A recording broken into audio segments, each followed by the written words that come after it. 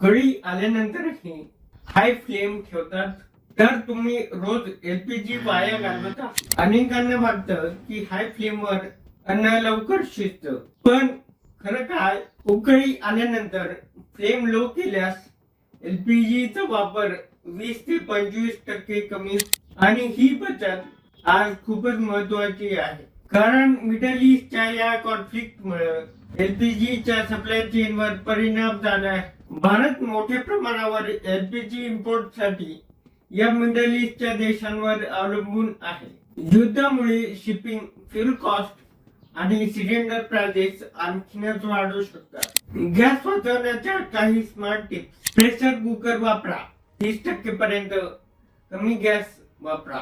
भांड्यांवर नेहमी झाकण ठेवा. स्वयंपाकाची तयारी आधीपासूनच करून ठेवा. योग्य साईजचे भांडे वापरा. शक्य असेल तर एकाच वेळी मल्टिपल आयटम शिजवा. लहान सवयी पण मोठी बचत. गॅस बिल कमी, एन्व्हायरमेंट साठी बेटर आणि घर खर्चावर देखील कंट्रोल. तुम्ही देखील आजपासून एलपीजी चा स्मार्ट यूज सुरू करा. सबस्क्राईब करा अशाच युजफुल मराठी कॉन्टेंट साठी.